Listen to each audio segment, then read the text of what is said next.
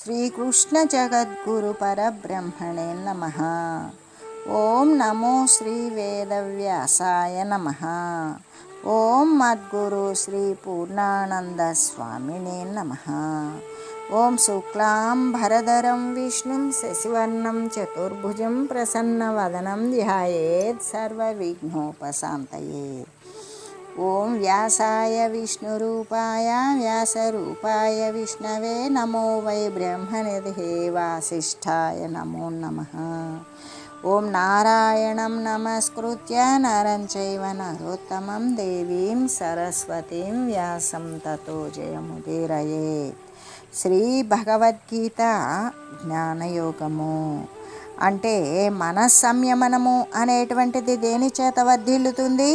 జ్ఞానము చేత, తత్వ విచారణ చేత కూడా మనస్సంయమనము అనేటువంటిది అభివృద్ధి చెందుతూ ఉన్నది. కొందరైతే ద్రవ్యాన్ని ఏ విధంగా దానాల కోసం, ధర్మాల కోసం మొదలైనటువంటి మంచి విషయాల యందు, గొప్ప విషయాల యందు వినియోగించడమే యజ్ఞముగా కలిగి ఉంటారు.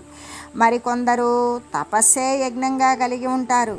ఇంకా కొందరు ప్రాణాయామము మొదలైనటువంటి యమము, నియమము, ఆసనము మొదలైనటువంటి అష్టాంగ యోగాల యొక్క ప్రాణాయామము యొక్క అభ్యాస యోగమే యజ్ఞంగా కలిగి ఉంటారు.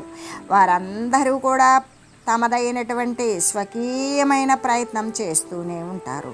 అటువంటి ప్రయత్నశీలురు, వ్రతాలు కలిగిన వారు అయ్యే ఒప్పుచూ ఉన్నారు. ఇంకా కూడా ద్రవ్య యజ్ఞము అంటే వారి వారి ధనాన్ని, వస్తువులను దానికి అర్హత కలిగినటువంటి వారికి, అవసరం ఉన్నటువంటి వారికి దానం చేస్తూ ఉంటారు. సద్విషయాలకు వినియోగాన్ని చేస్తూ ఉంటారు. ఇటువంటి దాన ధర్మాలు కూడా ఒకానొక యజ్ఞమే అని కదా ఇక్కడ చెప్పబడింది. అంటే రెండవది తపోయజ్ఞము.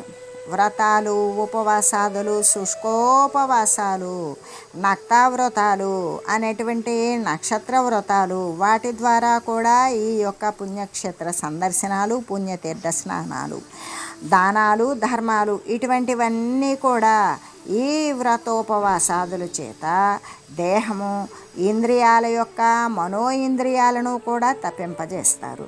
అలా శుష్కింపజేసి, తప్పింపజేసి క్రమంగా వాటిని స్వాధీనం చేసుకుంటారు. అలా స్వాధీనం చేసుకోవడం ఇది కూడా ఒక విధమైనటువంటి యజ్ఞమే. మూడవది యోగ యజ్ఞము. అంటే యమము, నియమము మొదలైన రూపమైనటువంటి అష్టాంగ యోగాలు, ఇది యజ్ఞమే. ఈ యోగ యజ్ఞంలో యమము, నియమము, ఆసనము, ప్రాణాయామము, ప్రత్యాహారము, ధ్యానము, ధారణ, సమాధి అనేటువంటి 8 రకాలైనటువంటి యోగాలు. ఈ యొక్క అష్టాంగ యోగము అనేటువంటి దానిని కొనసాగిస్తూ ప్రయత్నం చేయడం ఇది కూడా యజ్ఞమే. నాలుగవది స్వాధ్యాయ జ్ఞాన యజ్ఞము. అంటే జ్ఞానయజ్ఞము అన్నప్పుడు స్వాధ్యాయ అంటే వేదాధ్యయనము చేయడం, శాస్త్రాలను పఠించడం, అందులో ఉన్నటువంటి అర్థాన్ని బాగా తెలుసుకొని దాని ప్రకారం అనుష్ఠానం చేయడం, ఇది కూడా ఒకానొక యజ్ఞమే అవుతుంది కదా. ఈ ప్రకారంగా జనులు వారి వారి సంస్కారము, వారి వారి అభిరుచి, అభిప్రాయాలను అనుసరించి రకరకాలైన భిన్నములైనటువంటి మార్గాలను చేపడతారు. అలాగా రకరకాల మార్గాలను చేపట్టి వివిధ రకాలైనటువంటి యజ్ఞాలను ఆచరిస్తూ చిత్త శుద్ధిని పొందుతారు. అలా శుద్ధపడినటువంటి చిత్తము చిట్ట చివరకు పరమాత్మను చేరుకుంటుంది. ఇలా పరమాత్మతత్వాన్ని పొందినటువంటి వారు ప్రతి ఒక్కరూ కూడా యతులే అవుతారు కదా. అంటే వీరంతా కూడా పారమార్థిక విషయంలో పరమార్థతత్వాన్ని పొందడం కోసం ప్రయత్నశీలురు అనేటువంటి భావమే కదా. మోక్షము కొరకు, భగవత్ సాక్షాత్కారము కొరకు వీరంతా ప్రయత్నిస్తూ ఉన్నటువంటి వారు వీరంతా యతులే అని చెబుతూ సంసితవ్రతాః అని కదా చెప్పింది. అంటే వీరందరూ కూడా దృఢతరమైనటువంటి వ్రతనిష్టలను పూని కఠోరమైన నియమాలను అనుసరిస్తూ మనసునందు జన్మ జన్మాంతరముల నుండి కూడా ఘనీభవించినటువంటి, అంటే అనేక కోటాను కోట్ల పరంపరగా వస్తున్నటువంటి ఆ యొక్క దేహ పరంపరలలో జన్మ జన్మల నుండి కూడా ఘనీభవించి ఉన్నటువంటి ఆ యొక్క వాసనలు, కోరికలు, దృశ్యాలు, ఆ దృశ్య సంస్కారాలు అన్నింటినీ కూడా ఇలాగా దృఢతరమైనటువంటి వ్రతనిష్టలను పూని కఠోరమైన నియమాలను అనుసరిస్తూ ఈ యొక్క దృశ్య సంస్కారాలను, వాసనలను కూడా పారద్రోలుచున్నారు అనే కదా అర్థము. అంటే సోమరి అయినటువంటి వాడు మోక్ష మార్గంలో ఒక్క అడుగు కూడా ముందుకు పోలేడు. అంగడిలోని వస్తువులకు సరి అయినటువంటి ధరను, వెలను చెల్లించకపోతే వాడు ఆ వస్తువును పొందలేడు కదా. అలాగే మూల్యాన్ని చెల్లించే విధంగానే ఏ వస్తువైనా సరే అంగడి నుండి వాడు తీసుకోవాలి అంటే ఆ వస్తువుకు తగినటువంటి వెలను వాడు చెల్లించాలి. అలాగే ఇక్కడ మోక్షానికి కూడా గొప్ప మూల్యం చెల్లించాలి. ఏంటది అంటే అదే త్యాగం, ఆ అల్ప విషయ సుఖ త్యాగము. ఏ త్యాగము అంటే త్యాగము అనేటువంటిది అనేక అర్థాలలో చెప్పబడుతూ ఉంటుంది. అంటే మోక్షము చెందాలి అన్నప్పుడు గొప్ప మూల్యాన్ని చెల్లించాలి కదా. ఆ చెల్లించడము ఏదైతే ఉన్నదో అదే త్యాగము. అది ఎటువంటిదై ఉంటుంది? అల్ప విషయాల యొక్క సుఖ త్యాగము. బ్రహ్మానందము అనేటువంటి వస్తువు లభించాలి అంటే ఈ మాత్రం మూల్యం తప్పకుండా చెల్లించవలసిందే కదా అనే చెబుతూ, అసలు త్యాగము అనేటువంటిది మనందరికీ తెలిసినటువంటి విషయమే. ఏంటది? సికిధ్వజ మహారాజు మరి చూడాలక అనేటువంటి విషయం మనకి అందరికీ తెలిసినటువంటి ఆఖ్యాయికే. అయినప్పటికీ కూడా మరొక్కసారి దానిని సంక్షిప్తంగా మనం సింహావలోకనం చేసుకుందాం. మళ్ళీ ఒకసారి గుర్తు తెచ్చుకుందాం. పూర్వం సికిధ్వజుడు అనేటువంటి రాజు ఉన్నాడు కదా. ఆయనకు చూడాల అనేటువంటి పేరు కలిగిన భార్య ఉన్నది. పూర్వజన్మ పుణ్య సంస్కారం వలన ఇరువురికి కూడా చక్కని వైరాగ్యం ఉదయించింది. ప్రతిదినము కూడా వారు కొంతసేపు ఆధ్యాత్మిక తత్వ విచారణ చేసుకునేవారు. వారి ఇద్దరిలో కూడా చూడాల హృదయము అతి నిర్మలముగా, దోషరహితముగా, మాలిన్యరహితముగా ఉండేది. రాగద్వేషరహితంగా, ఇష్టము అయిష్టము అనేది లేనిది అయి సమత్వముతో ఉండేది. అంతేకాదు కోరిక లేదు, కోపము లేదు, కషాయము అనేటువంటిది వర్జితమై ఉండేది. ఆ విధంగా ఉండడం చేత మెత్తటి మట్టి యందు నాటబడిన బీజంలాగానే ఆ విధంగా వేసిన విత్తనము చదునైనటువంటి నల్లరేగడి భూమిలో నీరు పెట్టి వేసినటువంటి విత్తనం వెంటనే మొలకెత్తినట్లుగానే ఆమెకు కూడా శీఘ్రంగా ఆత్మజ్ఞానోదయం అయింది. భర్త అయినటువంటి సికిధ్వజుడు ఆ విషయాలను గురించి చర్చిస్తూ ఉన్నాడే కానీ చిత్తము ఇంకా కూడా ఆయనకి పరిపాకం పొందలేదు. శాస్త్రాలయందు వైరాగ్యాన్ని గురించి, సర్వత్యాగాన్ని బోధింపబడినటువంటి అంశాలను వినేటప్పుడు అతని హృదయమందు ఆవేశం పుట్టేది. రాజ్యాధికారములన్నింటినీ వదిలివేశాడు. ఏకాంతానికి పారిపోవాలి అనే సంకల్పం కూడా ఉదయించేది.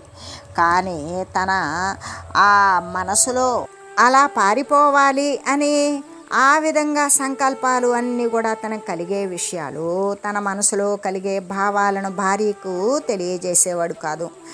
లోపల అతనికి సంఘర్షణ జరుగుతూ ఉండేది. ఒకనాటి రాత్రి సరిగ్గా అర్ధరాత్రి వేళ నిద్రలేచాడు. భార్యను, కుటుంబాన్ని, రాజ్యాన్ని వదిలివేశాడు. ఎవ్వరికీ తెలియకుండానే పట్టణం వెలుపలకు వెళ్ళిపోయాడు. అరణ్యాల గుండా ప్రయాణం చేశాడు. చాలా దూరం వెళ్ళాడు. తన పొట్టు వస్త్రాలన్నీ పారవేశాడు. నార వస్త్రాలను ధరించాడు. ఒకానొక మనుజులే లేనటువంటి నిర్జన వనమునందు ఒక ఆకులతో ఒక కుటీరాన్ని నిర్మించుకున్నాడు. ఆ నిర్మించుకొని జపమాల, కమండలము, ఆసనము గ్రహించాడు. అక్కడే నివసిస్తూ ఉన్నాడు. అలా ఆనాటి రాత్రి చూడాల నిద్రలేచింది. లేచి చూస్తే తన పడక మీద భర్త సికిధ్వజుడు లేడు. రాజభవనము, పట్టణము అంతా వెతికింది. వెతికి వెతికి వెతికి అయినా కూడా ఎక్కడా కానరాలేదు. చాలామంది సిద్ధులు, ఆమె అనేక సిద్ధులు సంపాదించి ఉన్న సాధ్వీమణి కాబట్టి ఆమె వెంటనే ఆకాశ మార్గం గుండా బయలుదేరింది.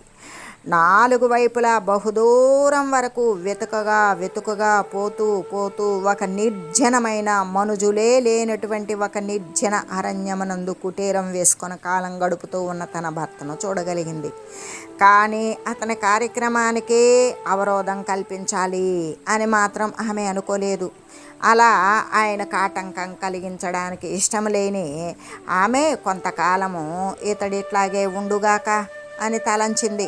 మళ్ళీ కూడా ఆకాశ వీధిని తిరిగిపోయి రాజ్యకార్యాలను స్వయంగానే చూసుకుంటోంది. చాలా సంవత్సరాలు గడిచాయి. ఆ తర్వాత ఒకనాడు ఆయన భార్య చూడాల కుంభుడు అనేటువంటి బ్రాహ్మణ కుమారుని యొక్క వేషాన్ని ధరించింది. ఆకాశ మార్గం గుండా పోయింది. భర్త శకిధ్వజుని పర్ణశాల ముందు వరాలింది. అప్పుడు ఆ ఇరువురి మధ్య కూడా ఈ క్రింది సంభాషణ నడిచింది. కుంభుని వేషంలో ఉన్నటువంటి చూడాల ఏమంటుంది, మీరెవరు, ఎందుకు ఇంత మనుజులు లేని ప్రదేశమున మీరు ఒంటరిగా ఉన్నారు అని అడిగింది. శకిధ్వజుడు అంటున్నాడు, నేను పూర్వం మహారాజును. చూడాల అనే పేరు కలిగిన చక్కని భార్య నాకు ఉన్నది. వైరాగ్యము అనేది ఉత్పన్నమైతే అంతా వదిలివేసి కర్మ సన్యాసం చేసి ఇక్కడ ఉన్నాను అని చెప్పాడు. అప్పుడు చూడాలా అంటే కుంభఋషి రూపంలో ఉన్నది కదా, మరి మీకు మనశ్శాంతి కలుగుతున్నదా అని అడిగింది. శకిధ్వజుడు అంటున్నాడు, అది తప్ప తక్కినవన్నీ కలుగుతూ ఉన్నాయి అన్నాడు. అప్పుడు చూడాలా అంటుంది, మీకు తప్పుదారి మీరు అవలంబించారు కాబట్టే మీకు మనశ్శాంతి కలగడం లేదు. శాస్త్రాలు సర్వత్యాగము మోక్షహేతు అని చెప్పినవి కదా సర్వశాస్త్రాలు కూడా. కాబట్టి మీరు చేసింది సర్వత్యాగము కాదు. రాజ్యము, పరిజనులు, భార్య, కుటుంబం మొదలైన బాహ్య సంబంధమైన వస్తువులను మీరు వదిలిపెట్టారే కానీ మనసులో ఉన్న దృశ్య సంకల్పాలను, వాసనలను విడనాడలేదు కదా. వాటిని వదలడమే కదా ముఖ్యమైన సన్యాస లక్షణము. అదే సర్వత్యాగము. అంతేకాని భార్యను, బిడ్డలను వదిలి అరణ్యాలకు పరిగెత్తడం మాత్రం కాదు. ఒకవేళ అలా పరిగెత్తిపోయినా కూడా మీ నీడ మీ వెంట ఉండునట్లుగానే ఆ దృశ్యవాసనలు, కామము మొదలైన కషాయాలు మిమ్ములను వదిలిపోవు. అవి ఉన్నంత వరకు కూడా ఎంత ఏకాంత ప్రదేశమున ఉన్నప్పటికీ కూడా జీవునికి లభ్యము కాదు. అవి లేకపోతే గృహమునందు ఉన్నప్పటికీ, రాజ్యం పాలిస్తూ ఉన్నప్పటికీ ప్రశాంతియే మిమ్ములను వరిస్తుంది. అంటే కోరిక లేనటువంటి బుద్ధి చేత ఆసక్తి లేకుండా ఉన్న ప్రకారంగానే నిష్కామ బుద్ధితోటి అనాసక్తిపూర్వకంగా కర్మలను చేయుచూ రాగా చిత్తము శుద్ధపడిపోతుంది. అప్పుడు జ్ఞానం ఉదయిస్తుంది. అలా జ్ఞానం ఉదయించగా కర్మ సన్యాసము దాని అంతటా అదే సిద్ధిస్తుంది. అంతేకాని మొదటనే కర్మలను వదిలిపోరాదు కదా అని ఈ ప్రకారంగా చక్కని జ్ఞాన ప్రబోధం గావించింది భార్యకు చూడాల. తన భర్త యొక్క శకిధ్వజునికి అంతటా తన నిజ రూపాన్ని చూపింది. రాజధానికి తోడుకొని పోయింది. రాజ్యాధికారాన్ని అంతకండా ఆసక్తి లేకుండానే రాజ్యాధికారాన్ని చేసే విధంగా నిర్వర్తింపజేసింది. అంటే ఇక్కడ సర్వత్యాగము అంటే ఏంటి, మనస్సునందలి దుష్టమైన సంకల్పాలను, వాసనలను త్యజించడమే అవుతుంది కదా. దానినే జీవుడు అవలంబించాలి. అటువంటి మోక్షాన్ని పొందాలి అంటే గొప్పదైనటువంటి మూల్యాన్ని చెల్లించవలసిందే కదా. అది నిజమైనటువంటి సర్వత్యాగము. అల్ప విషయ సుఖత్యాగము అనేటువంటిది, బ్రహ్మానందము అనేటువంటి వస్తువు లభించాలంటే ఈ మాత్రపు మూల్యాన్ని తప్పక చెల్లించాల్సిందే. ప్రారంభమున కొంత కష్టపడాలి, శ్రమకు ఓర్చుకోవాలి, ఎతులై ఉండాలి, ప్రయత్నవంతులై ఉండాలి, సంసిత వృతులై ఈ కార్యాన్ని ఎట్లయినా సాధించి వేయాలి. ఇక్కడ ఏతులు అంటే సన్యాసులు అని అర్థమా అంటే కానే కాదు, ప్రయత్నశీలురు అనే కదా అర్థం. అయితే మరియు సంసిత వ్రతాహ అని చెప్పినందువలన సామాన్యమైనటువంటి వ్రతాల చేత నియమముల చేత మాయ లొంగదు అనే కదా చెప్పడం.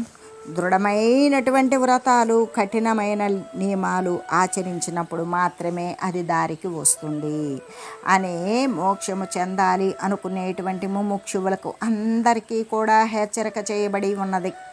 దృఢంగా నాటుకున్నటువంటి మర్రి చెట్టును నరకడం కోసం రేకు కత్తులు కాకుండా ఉక్కుతో చేయబడిన గండ్రగొడ్డళ్ళు కావాలి కదా. ఎందుకు అంటే మర్రి చెట్టు అనేది దృఢతరంగా గట్టిగా చేవగలిగి ఉంటుంది. దానిని ఇనుప రేకులతో కత్తులు తీసుకొచ్చి నరికితే రేకు వంగిపోతుంది, ఇరిగిపోతుందే, కానీ మర్రి చెట్టును నరకలేదు. దానికి మందపాటి ఉక్కుతో తయారు చేయబడిన షార్పుగా అంటే పొదును పెట్టబడినటువంటి గండ్రగొడ్డళ్ళ చేత మాత్రమే అదే నరకబడుతుంది. అలాగే ఈ యొక్క మనసుని నిగ్రహించడం అనేటువంటి దృఢమైనటువంటి వ్రతాలు కఠినమైన నియమాలు ఆచరిస్తేనే ఆ మనోనిగ్రహం అనేటువంటిది లభిస్తుంది. అందువలనే మనసు ఆ ఇంద్రియాలను నిగ్రహించడం అనేది దారికి వస్తాయి అని కదా ముముక్షువులకి హెచ్చరిక తెలియజేసింది అని చెబుతూ అపానే జుహ్వతి ప్రాణం ప్రాణే పానం తథాపరే ప్రాణాపానగతి రుద్ధ్వా ప్రాణాయామ పరాయణ అంటే ప్రాణాయామ తత్పరులైనటువంటి కొందరు ప్రాణవాయువు అపానవాయువుల యొక్క గతులను ఆ యొక్క మార్గాలను నిరోధించి అపానవాయువునందు ప్రాణవాయువును ప్రాణవాయువునందు అపానవాయువును హోమము చేయుచూ ఉన్నారు. అంటే పూరించడం, గాలి లోపలికి తీసుకోవడం, కుంభించడం, లోపలికి తీసుకున్నటువంటి గాలిని అక్కడే కాసేపు నిలిపి ఉంచడం, రేచకము, మళ్ళీ దానిని బయటకు వదిలివేయడం అనేటువంటి పూరక కుంభక రేచక అనేటువంటి క్రియలను చేస్తూ ఉన్నారు అని కదా అర్థం. అంటే ప్రాణాయామం కూడా ఒకానొక యజ్ఞమే అని కదా ఇక్కడ తెలియజేయడం. ప్రాణాయామము అనేటువంటిది అష్టాంగ యోగాల యందు కలిగినటువంటి యమము, నియమము, ఆసనము, ప్రాణాయామము అనబడేది నాలుగోది. ఈ శరీరం యొక్క ఆరోగ్యం కాపాడుకోవడం కోసము, మనసు యొక్క చంచలత్వాన్ని రూపుమాపడం కోసము ఈ ప్రాణాయామము అనేటువంటిది అవసరమైనది. ఇది ఈ శ్వాస యొక్క నిరోధాన్ని బట్టి ఏ విధంగా శ్వాసను నిరోధించడం, దానిని సాఫీగా వదలడం అంటే ఇది పూరకము, లోపలికి గాలిని పీల్చుకోవడము, కుంభకము, పీల్చుకున్న దానిని కాసేపు నిలబెట్టడము, రేచకము, నిలబెట్టిన దానిని బయటకు వదలడము. ఈ మూడు విభాగాలతో కూడా కూడి ఉన్నటువంటిదే ప్రాణాయామము. అంటే ప్రాణాన్ని ఈ విధంగా తన యొక్క నిగ్రహ శక్తికి లోబడి నడిపించడము అని అర్థం. అయితే అపానమందు కూడా ప్రాణాన్ని హోమం చేయుట. ఏ అపాన వాయువు అయితే ఉన్నదో అంటే వదిలివేసేటువంటి వాయువు ఏదైతే ఉన్నదో, విడిచిపెట్టే వాయువు ఏదైతే ఉన్నదో దాని యందు ప్రాణమును హోమం చేయడం అనేటువంటిదే కదా పూరకము అనేటువంటిది. ఏ విధంగా అంటే ఆ ప్రాణవాయువును అపానవాయువందు నిక్షిప్తం చేయడం, ఆ విధంగా అది పూరించడం అవుతుంది. బయటికి వెళ్ళకుండా దానిని కాసేపు కుంభించడం కుంభకము ద్వారా. ఇలా ప్రాణమునందు ప్రాణవాయువునందు అపానవాయువును వ్రేల్చుట అనేటువంటిదే కదా రేచకము. ఎలాగంటే ఏ యొక్క ప్రాణవాయువు అయితే ఉన్నదో ఆ ప్రాణవాయువునందు అపానవాయువును అంటే పీల్చేటువంటి దాని యందు విడిచేటువంటి ఆ వాయువుని అక్కడ దానిలో నిక్షిప్తము చేయడమే కదా రేచకము అనేటువంటిది. ఈ విధంగా ప్రాణాపానముల యొక్క గతులను నిరోధించడము అంటే ఈ ప్రాణవాయువు అపానవాయువు పీల్చడము వదిలిపెట్టడము అనేటువంటి దానిని రెంటినీ కూడా నిరోధించడమే. అంటే ఒక చోట స్థిరంగా నిలిపి ఉంచడమే, నిలబెట్టడమే కుంభకము. ఈ పూరకము కుంభకము రేచకములను ఆచరించేటప్పుడు ఏదైనా సరే ఇక ఒక మహామంత్రము మనకి ప్రణవ మంత్రము కంటే కూడా దివ్యమైనటువంటి మంత్రం మరేదైనా ఉన్నదా అంటే లేదు. అంటే అర్ధమాత్రా స్వరూపమైనటువంటి అకార ఉకార మకారముల యొక్క అర్ధమాత్రా స్వరూపమైనటువంటి ప్రణవం మొదలైన దివ్య మంత్రాన్ని మానసికంగా చింతన చేస్తూ ఉంటారు. ఈ పూరక కుంభక రేచక అనేటువంటి క్రియలు నడిపించేటప్పుడు, లేకపోతే వారు దైవ భావన కలిగి ఉంటారు. అలా కలిగి ఉండి ఈ యొక్క శ్వాస ఉచ్ఛ్వాస నిశ్వాస ప్రక్రియలను కొనసాగిస్తూ వాళ్ళ యొక్క నిగ్రహ శక్తికి లోబడేటట్లు చేసుకొని ఆ విధంగా నిగ్రహిస్తూ ఉండే సమయంలో దైవభావన చేయడము, ప్రణవ మంత్రాన్ని జపించడము చేస్తారు. ఈ ప్రాణాయామము వలన మనసు ఏమవుతుంది? బహిర్ముఖత్వాన్ని వదిలివేస్తుంది. అప్పుడు ఎంతవేపు దీనిని నిలకడగా ఉంచాను, ఎంతసేపు ఎటువంటి స్థానమునందు నిలబెట్టి ఉంచాను, ఎంత సమయంలో దీనిని వదలాలి, మళ్ళీ వదిలిన తర్వాత అక్కడ కుంభించాలి, మళ్ళీ వదిలిన దాన్ని ఎంత సమయంలో తీసుకోవాలి అనేటువంటి దానిని గురించి ఆలోచన చేసే సమయంలో ఎలాగంటే ఆ యొక్క ఉచ్ఛ్వాస నిశ్వాసల వెంబడి వాడి యొక్క మనసును చొప్పిస్తాడు. అలా చొప్పించినప్పుడు వాడి మనసు ఇంకా బహిర్గతమైనటువంటి దృశ్యమాన సంబంధం విషయాలకు పోయేదానికి సమయం ఉంటుందా? ఉండదు. అందుకే మనసు ఈ ప్రాణాయామం వలన ఏమవుతుంది? బహిర్ముఖత్వాన్ని వదిలివేస్తుంది. అది బయటికి వెళ్ళడానికి అవకాశం ఉండదు. దృశ్యమాన విషయాల వైపు మళ్ళడానికి అవకాశం ఉండదు. అప్పుడు తన అంతర్గతమైనటువంటి ఈ ప్రాణాపాన అవస్థల యందే, ఈ షట్చక్రాల యందే అది నిరోధించబడము, కుంభించడము, పూరించడము, రేచించడము ఈ విధంగా చేస్తూ ఉన్నప్పుడు మనసు నిరోధించబడుతుంది. అలా నిరోధించబడినటువంటి మనసు బహిర్గతమైన విషయాలకును పట్టి ఉంచడం కోసం అది అవకాశం లేకుండా మనసు బహిర్ముఖత్వాన్ని వదిలివేసి అంతర్ముఖత్వంగానే నిశ్చలంగా ఉంటుంది. ఎలాగంటే ప్రాణానికి మనస్సుకు చాలా సన్నిహితమైన సంబంధం కలిగి ఉన్నది కదా. ఎలాగంటే ప్రాణవాయువుకి మనస్సుకి కూడా చాలా దగ్గర సంబంధం ఉన్నది. మనోనిరోధం చేత ప్రాణ నిరోధమే జరుగుతుంది. మనస్సును ఎప్పుడైతే నిగ్రహించామో ప్రాణవాయువు కూడా స్తంభించిపోతుంది. ప్రాణవాయువుని ఎప్పుడు స్తంభింపజేశామో మనసు కూడా నిగ్రహానికి లోబడిపోతుంది. ఆ విధంగానే ప్రాణం యొక్క నిరోధము చేత, అంటే ప్రాణవాయువుని ఎప్పుడైతే నిగ్రహించామో, ప్రాణవాయువుని బంధించామో మనస్సు యొక్క బంధనము కూడా జరుగుతూ ఉన్నది. ప్రాణవాయువు నిరోధించినప్పుడు మనోనిరోధం కూడా జరుగుతూ ఉంటుంది, సంభవిస్తూ ఉంటుంది. కాబట్టి మనసు యొక్క చపలత్వం ఒడగడం కోసం వాడు సాధకుడు ఏం చేస్తాడు? ప్రారంభంలో ఒకంత ప్రాణాయామాన్ని అనుసరిస్తాడు. ఈ యొక్క అంటే ఆధారం మొదలుకొని ఆజ్ఞాచక్రం వరకు కూడా ఈ ప్రాణాయామ గతులను అనుసరిస్తూ ఉంటాడు. అలా చేయడము నిజంగా కూడా మంచిదే. ఎందుకు? తన మనసు అనేటువంటిది తన నిగ్రహ స్థానంలోకి వస్తుంది. దృశ్యమాన జగత్ విషయాల వైపుకు వెళ్ళేటువంటి అవకాశం లేక బహిర్ముఖత్వం కాలేదు అని చెబుతూ, అయితే దీనిని అనుభవం కలిగిన వారి వద్ద మాత్రమే చక్కగా నేర్చుకోవాలి. ఈ ప్రాణాయామము అనేటువంటిది ఎవరికి వారు చేసేటువంటిది కాదు. అలా చేసినప్పుడు ఆయా వాయువు ప్రక్క విషయాల మీదకు, ప్రక్క అవయవాల మీదకు పోయినప్పుడు లేనిపోని అనారోగ్యాలు కూడా వచ్చి చక్కబడటానికి చాలా సమయం తీసుకుంటూ ఉంది. అందుకు కాబట్టి ప్రాణాయామ అభ్యాసకుల వద్ద మాత్రమే ఈ ప్రాణాన్ని, అపానవాయువుని ఏ విధంగా నడపాలి, ఎంత నడపాలి, ఏ ఏ స్థానాల యందు నిగ్రహించాలి, ఎప్పుడు దీనిని ఆపాలి అనేటువంటి నిపుణత్వం కలిగినటువంటి వారి దగ్గర మాత్రమే దీని యొక్క అభ్యాసం అనేటువంటిది చేయాలి. కానీ మన సొంతంగా చేసేటువంటిది కానే కాదు. అందుకే మనసు యొక్క చపలత్వం అణచటానికి సాధకుడు ప్రారంభంలో ఏం చేయాలి? ఒకంత ప్రాణాయామాన్ని అనుసరించడం అనేటువంటిది మంచిది. అయితే దీనిని ఎక్కడ అనుసరించాలి? అనుభవం కలిగిన ప్రాణాయామ అభ్యాసకుల యొక్క దగ్గర, అటువంటి అనుభవాన్ని పొందినటువంటి వారి దగ్గరికి వెళ్ళి అటువంటి అభ్యాసాన్ని నేర్చుకోవాలి. ఇటువంటి ప్రాణాయామం కూడా ఒక యజ్ఞంగానే చెప్పబడుతూ ఉన్నది అని చెబుతూ, ఓం మంగళం పావన గీతామాత, జయ మంగళం భక్తజనావని బంధ విమోచనే, భవభయహారిణి భవ్యదాయిని మంగళం. ఓం మంగళం శ్రీ కురుక్షేత్ర రణక్షోణి విహారిణే, పార్థసారథి రూపాయ గీతాచార్యాయ మంగళం.